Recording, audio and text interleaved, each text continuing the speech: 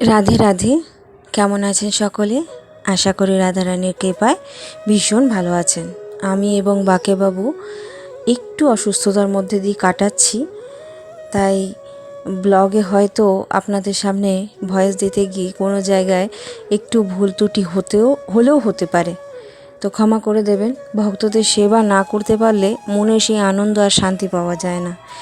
একা একা কি ভক্তির পথে চলা যায় না বলুন? ওই শুনলাম, শ্রবণ করলাম আর নিজের মধ্যে রেখে দিলাম, সেটাতে না সেই পরম আনন্দটিও হয় না।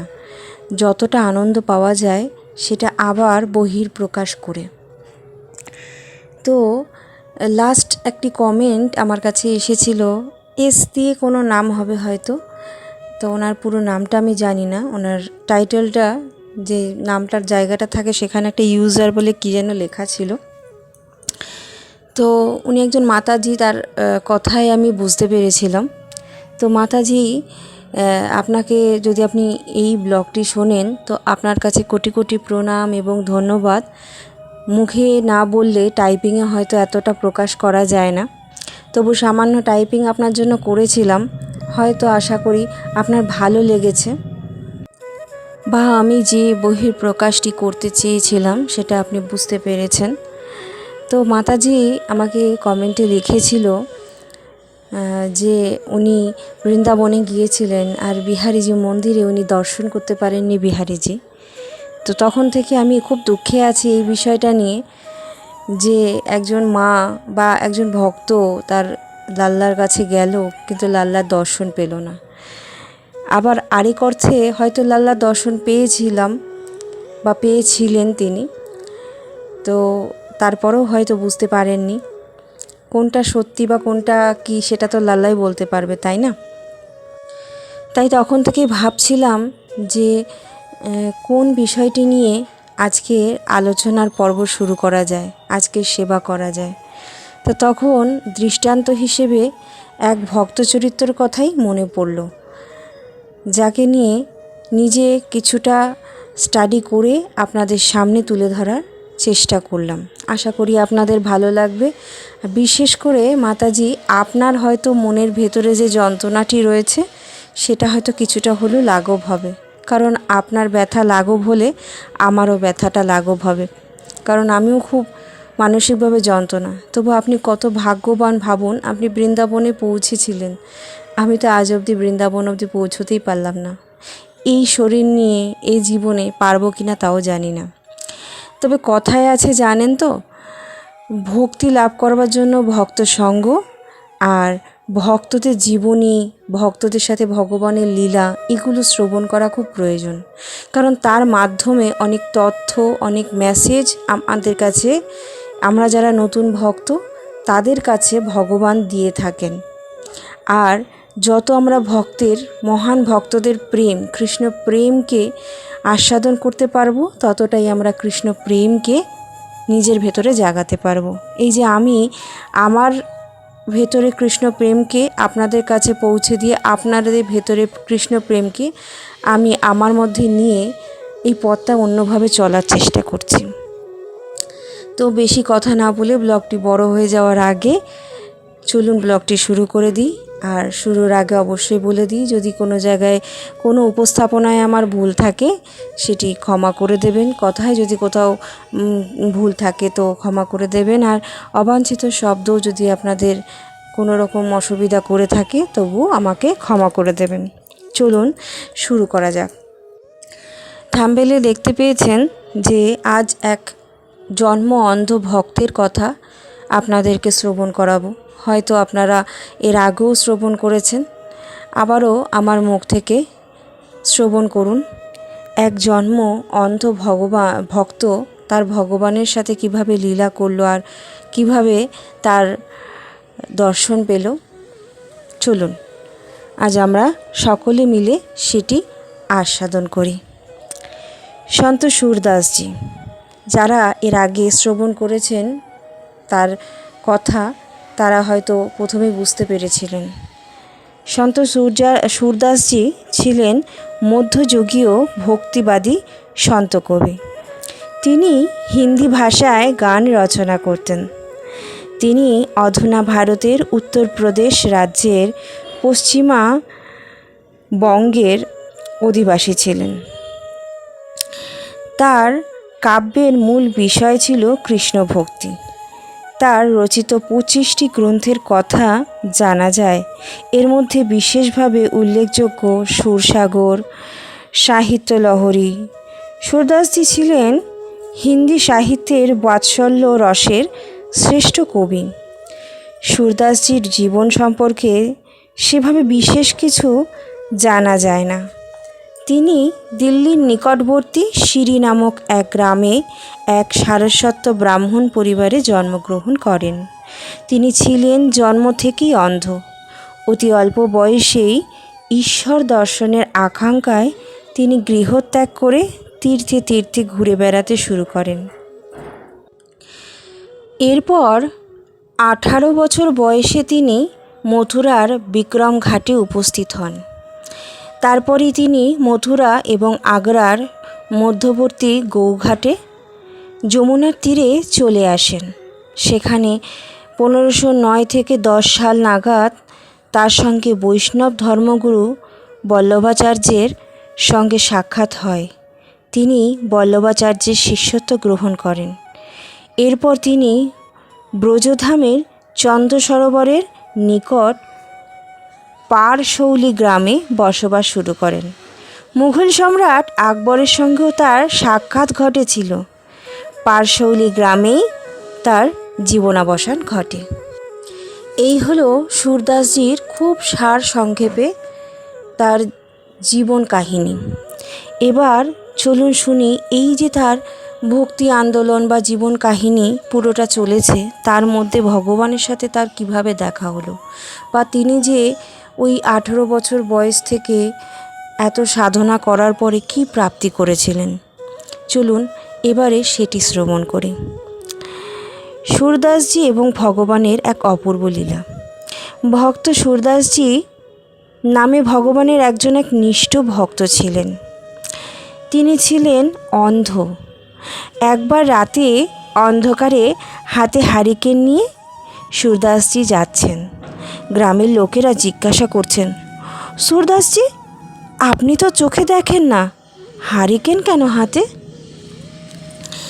সুরদাসজি বললেন, যাদের চোখ আছে তাদের জন্য। বলুন তো কাদের কথা বললেন? হ্যাঁ, তার সাধনার 2 বিষয়, তার লালা এবং লালী। ভগবান শ্রীকৃষ্ণ এবং শ্রীমতী রাধারানীর জন্য তিনি অন্ধ হয়েও জঙ্গলের মধ্যে দিয়ে হারিকেন হাতে তাদের জন্য যাচ্ছিলেন, যাতে আমি না দেখতে পাই। তাতে কি হয়েছে, যাদের দৃষ্টি আছে তারা তো হোঁচটকে পড়ে যেতে পারে না, অন্ধকারে চলতে অসুবিধা হয়। ভাবুন, আমরা ভগবানকে যদি দেখার আশা করে কোথাও যাই, কোনো মন্দিরে, যদি তার দর্শন না করতে পারি, কতটা ব্যাকুল হয়ে পড়ি, এমনকি নিজেদেরকেও কতটা দোষারোপ করি। এটা জানার পরও ভগবানের আমরা অতি প্রিয়, তারই অংশ, তারপরও নিজেকে দোষারোপ করি। হয়তো আমাদেরই কোনো কর্ম ভুলে ভগবানকে দর্শন করতে পারলাম না। আর এখানে সুরদাসজিকে দেখুন, তিনি জন্ম অন্ধ। ভগবানকে মনে প্রাণে আত্মায় হয়তো অনুভব করতে পেরেছেন, কখনো হয়তো তার কোনো শ্রীবিগ্রহকে দর্শনও করতে পারেননি। তারপরও তার বিশ্বাস ভগবান প্রতি মুহূর্তে তার সঙ্গে আছেন, তার সবথেকে আদরের রাধারানীকে সঙ্গে নিয়ে। হঠাৎ কিছু দূর গিয়ে একটা গর্তে পড়ে গেলেন তিনি। সুরদাসজি চিৎকার করে বললেন, কেউ আছো? কিন্তু কেউ এলো না। এইদিকে রাধাকৃষ্ণ নিভৃতকুঞ্জে সখীদের সাথে গান শুনছেন। সুরদাসজির গলা শুনে রাধা ব্যাকুল হয়ে উঠল। কৃষ্ণ রাধাকে বললেন, সুরদাস আমার পরম ভক্ত, তুমি কত করুণাময়। সুরদাসের গলা শুনে এমন ব্যাকুল হয়ে উঠলে রাধে? শ্রী রাধে বললেন, চলো না ভক্ত সুরদাসকে সাহায্য করি। আমি যাব। ভগবান বললেন, হ্যাঁ আমি যাব, কিন্তু সুরদাস যেন তা বুঝতে না পারে। শ্রীমতী রাধারানী ছমছম নূপুরের ধ্বনি করে চললেন শ্রীকৃষ্ণের সাথে। গর্তের কাছে গিয়ে কৃষ্ণ সুরদাসকে বললেন, এত রাতে ঘুরলে এমনই হয়। ভাবতে পারছেন ভগবানও কতটা ক্রোধিত হতে পারেন ভক্তের ওপরে। তিনি ব্যঙ্গ করে বললেন যে এত রাতে ঘুরলে এমনই হয়, যেন কত আপন তিনি। সুরদাসজি বললেন, আমাকে উপরে তুলুন। উপরে ওঠার সময় সুরদাসজির হাতটা লাগলো রাধারানীর চরণে। তৎক্ষণাৎ রাধারানী লুকিয়ে গেল। সুরদাসজি অন্ধকারে হাত দিয়ে লাঠি খুঁজতে লাগলেন। তখন আবারও তার হাতে লাগলো রাধারানীর চরণের নূপুর। সুরদাসজি ছিলেন খুব বুদ্ধিমান। হতে পারেন তিনি জন্ম অন্ধ, কিন্তু ভগবানকে অনুভব করার তীব্র শক্তি তার মধ্যে খুব ভালোভাবে বিরাজমান ছিল। এই নূপুর যার, সে সাধারণ কেউ নয়। তিনি বলে উঠলেন, আর যে আমাকে তুলল সে নিশ্চয়ই আমার গোবিন্দ। সেই মুহূর্তেই ভগবানের হাতটা আরও শক্ত করে ধরবার জন্য সুরদাসজি যখন তার হাত চেপে ধরল, তখন ভগবান হাত ছাড়িয়ে পালানোর চেষ্টা করছিল। আর সেই সময় যখন হাতটা ফসকে গিয়ে ভগবান চলে যাচ্ছেন, সুরদাসজি দুটো লাইনের একটি দোহা গেয়েছিলেন। কবি মানুষ ছিলেন, ভগবানের ভক্তির জন্য অনেক কিছু লিখেছেন, তাই তার কাছে খুব সহজেই কোনো না কোনো কিছু বলা সেটা কোনো ব্যাপার নয়। তা তিনি একটি দোহার মাধ্যমে ব্যাখ্যা করেছিলেন, হাতে ছুড়াই কে যাই রে ও হৃদয় সে যাও তো মানু। দুটি লাইন হয়তো অনেকেই বুঝতে পেরেছেন, তবে যারা অনেক বয়স্ক মা আছেন বা অনেক বয়স্ক প্রবীণরা রয়েছেন তাদের জন্য বলে দিই, তিনি এটাই বোঝানোর চেষ্টা করছিলেন যে আমার হাত ছেড়ে তুমি পালিয়ে যাওয়ার চেষ্টা করছো, করো, কিন্তু আমার হৃদয়ে যে তোমার প্রেম রয়েছে, তুমি আমার হৃদয়ে যেভাবে বসে রয়েছো, সেখান থেকে তুমি নিজেকে সরিয়ে নিতে পারলে তাহলে ভাববো তুমি সত্যিই শ্রীকৃষ্ণ। নূপুর যার, তার চরণ এত কোমলময়। তারপরে আবার হরিদাসজি বলে উঠলেন, নূপুর যার, তার চরণ এত কোমল, সে নিশ্চয় করুণাময়ী শ্রীমতী রাধারানী। খুশি হয়ে রাধারানী সুরদাসকে বর দিতে চাইলেন এবং ভগবানও সন্তুষ্ট হয়ে, এই যে তার চোখ নেই, জন্ম অন্ধ, তারপরও কি অতি সহজে ভগবানকে এবং রাধারানীকে তিনি চিনে ফেলেছিলেন, তার জন্য দুজনেই বড় সন্তুষ্ট হয়ে চেয়েছিলেন সুরদাসজি কোনো বর চাক। কিন্তু সুরদাসজি কোনো বর নিতে চাইলেন না, কারণ তার গোটা জীবনেরই তো পাওয়া ছিল শুধুমাত্র দুটো ব্যক্তি, যুগল সরকারকে। তো তাকেই যখন পেয়ে গেছে, এর থেকে বড় পাওয়া আর কী হতে পারে। তারপরও কৃষ্ণ বললেন, তুমি কিছু বর চাও, রাধে করুণাময়ী, তোমায় কিছু দেবে বলে সে বরের জন্য তোমাকে এতটা কাকুতি হয়ে বলছে। কৃষ্ণের কথায় সুরদাসজি বর চাইলেন, আমাকে দিব্য দৃষ্টি দাও, আমি যেন যুগল দর্শন করতে পারি। বলা মাত্র সুরদাসজি দৃষ্টি পেলেন। নয়ন ভরে যুগল রাধা শ্যামসুন্দরকে তিনি দর্শন করলেন। রাধারানীর চরণে সুরদাসজি হাত জোর করে নিবেদন করলেন, হে করুণাময়ী রাধে, তুমি আমায় পুনরায় অন্ধ করে দাও। আমি আর এই জগৎ দেখতে চাই না, যুগল দর্শনের পর আর কিছু চাই না। ভক্তের এহেন কাকুতি শুনে ভগবান তার দৃষ্টি পুনরায় কেড়ে নিলেন।